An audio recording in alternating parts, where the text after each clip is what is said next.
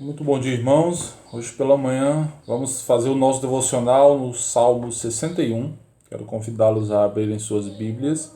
Falaremos sobre crises. No contexto aqui, Davi estava em crise e a nação estava passando por uma crise também. Mas antes de avançarmos, vamos fazer uma oração. Senhor, obrigado por esta manhã, obrigado por este tempo de meditação na Tua Palavra. Que o Senhor possa receber nos mais altos céus com uma oração suave e possamos tirar lições proveitosas para a nossa vida, para o nosso dia a dia. Em nome de Jesus, amém. Então, no caso de Davi, o Salmo 61, a crise nacional era também a sua crise pessoal, pois ele era o rei. Ele estava correndo severos riscos de morte. Além disso, o poder, a dinastia que Deus havia prometido para ele também estava correndo riscos, né? Estava para perder o reinado também, correndo risco disso. Então, Davi vivia aqui essas duas crises. Davi vivia uma crise pessoal e vivia uma crise nacional. Então, diante daquelas circunstâncias e de alguma maneira, hoje nós também estamos vivendo uma crise nacional, sanitária de saúde, uma crise política também, econômica, e nós temos vivido uma crise pessoal. Estamos isolados, estamos distantes das pessoas que nos amam e que amamos, né, e sem congregar, e está difícil, a situação está complicada, já há mais de 60 dias nessa situação. Então, eu gostaria que olhássemos para as duas estrofes que compõem este salmo, e aprendermos aqui com Davi, como Davi tratou essa questão, e assim tirarmos algumas lições para as nossas vidas. Então, nos versículos 1 e 2, nós temos aqui os primeiros sinais da crise, né? E aí ele poderia perguntar, o cristão passa por crise? Então tem aqui um bom exemplo. Davi é um bom exemplo para ver que um crente passa sim por crises pessoais. Veja o que ele diz no verso 1 do capítulo do Salmo 61. Ele diz, ouve o meu clamor, ó Deus. A ideia aqui, ele está clamando a Deus, ele não está simplesmente conversando com Deus.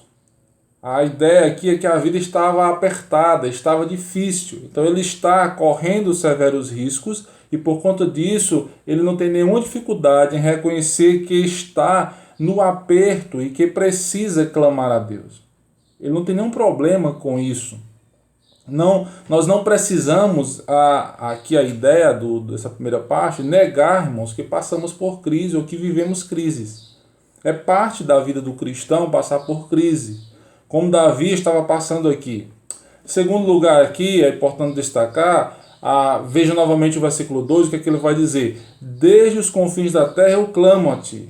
Ou seja, por conta da situação do golpe de Absalão, ele cruza o Jordão, ele vai para a fronteira e fica lá, esperando para ver o que iria acontecer, se ele seria necessário ir para mais longe, ou se ele já poderia voltar. Então ele está passando por uma crise tremenda aqui. Ele não estava negando a realidade do que ele estava vivendo diante de Deus. Ele não estava impondo ou determinando que Deus mudasse a situação, mas ele estava clamando a Deus, né, para que Deus mostrasse se ele deveria fugir para mais longe, se ele deveria esperar, se ele deveria voltar. Ele estava vivendo assim uma realidade, ele não estava negando essa realidade. Então ele ele havia sido deposto. O rei havia sido deposto, o rei havia sido afastado do trono, então estava prestes a ser morto. A morte seria aqui uma questão de tempo, se perdurasse essa situação na vida de Davi. Então ele reconhece a crise. Ainda no versículo 2, ele diz, com o coração abatido, se você observar, ou com abatimento no meu coração. A ideia aqui no versículo 2, de coração abatido, para um judeu, diferentemente para nós aqui do lado do ocidente, o coração ele tinha um outro papel. Para o judeu, por exemplo, nós podemos entender hoje que o nosso coração como a sede das nossas emoções e dos nossos sentimentos. Mas quando o judeu queria falar das emoções e dos seus sentimentos, ele não usava coração, mas sim as vísceras, e mais especificamente a ideia do rim, essas partes do intestino. Então é curioso que hoje se sabe que essa ideia de usar as vísceras está bem ligada com as nossas emoções. Então, quando ele descrevia seus sentimentos e emoções, ele não utilizava a palavra coração, mas outra. Mas aqui, nesse contexto, aqui ele utiliza coração. E para o judeu, o coração era a sede da razão da pessoa. É com o coração que ele pensa. A ideia aqui é a mente da pessoa. Então, quando Davi fala que está com o coração abatido, naturalmente isso afeta as suas emoções, isso é lógico. Mas o que ele está querendo dizer aqui é que ele está confuso. A situação está crítica.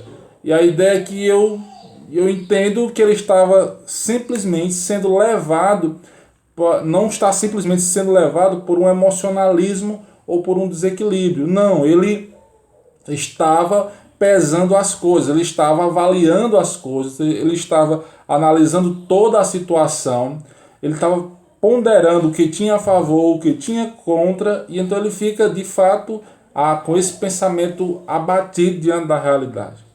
Nos versículos 1 e 2 que lemos aqui, ele não nega a sua crise, ele reconhece que está abatido. Mas agora eu quero caminhar para um exercício espiritual nos versículos 2 a 4.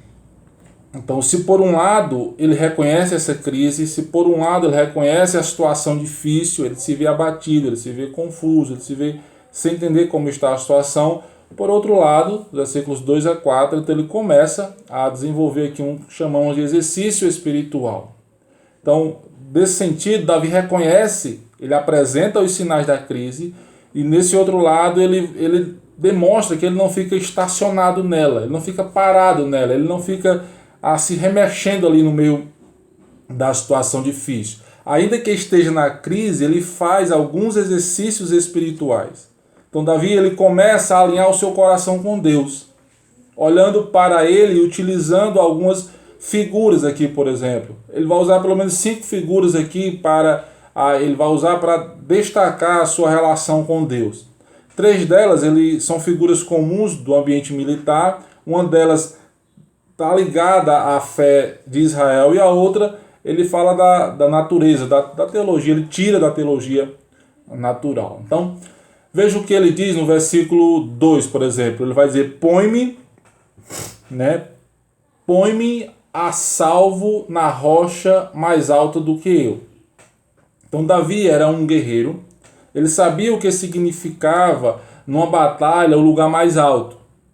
Não existe possibilidade de ganhar-se uma batalha sem reconhecer o campo e sem iniciar dominando os lugares mais altos. Davi entendia muito bem isso. Então, são os lugares onde se pode observar bem a realidade, onde se pode comunicar o que está acontecendo e o que precisa ser feito.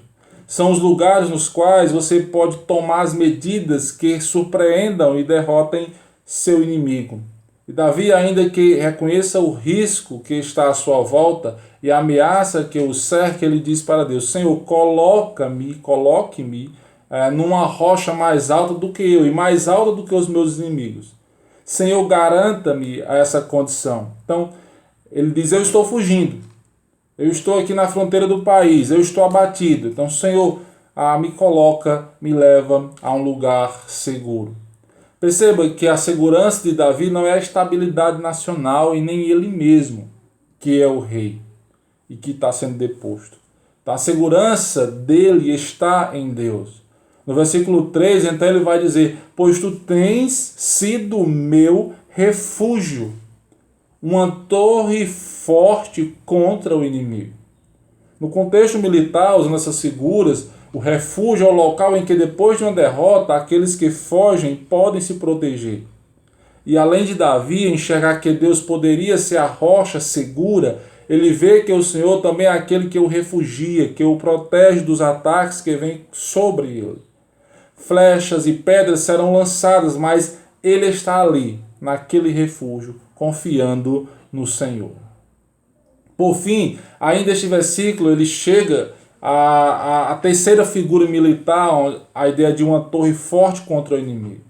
Não era algo natural, era algo construído. A torre, além de dar a vantagem, por assim dizer, de poder enxergar o que estava em volta, também tinha a possibilidade de guardar suprimentos e equipamentos militares. E Davi reconhece que Deus é a torre forte contra o inimigo. Não há dúvida de que ele estava em crise, mas ele entende que a segurança não era o país, a segurança da nação não era ele mesmo. A segurança, o refúgio, a torre forte vem do Senhor, ou melhor, é o próprio Deus. Depois, Davi foge das figuras militares e diz assim no versículo 4: para sempre, o que eu posso habitar para sempre eu anseio habitar na tua tenda ou no teu tabernáculo. Agora ele está olhando para o tabernáculo, o lugar que marcava a presença de Deus, e diz: Senhor, eu quero estar em comunhão contigo. Ele reconhece que é o melhor lugar da crise pessoal é se aproximar de Deus.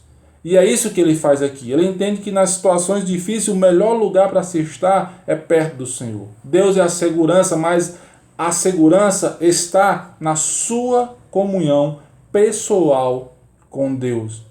É por isso que eu digo, não despreze a sua crise, não despreze a situação que você está vivendo, que estamos vivendo, não desperdicemos.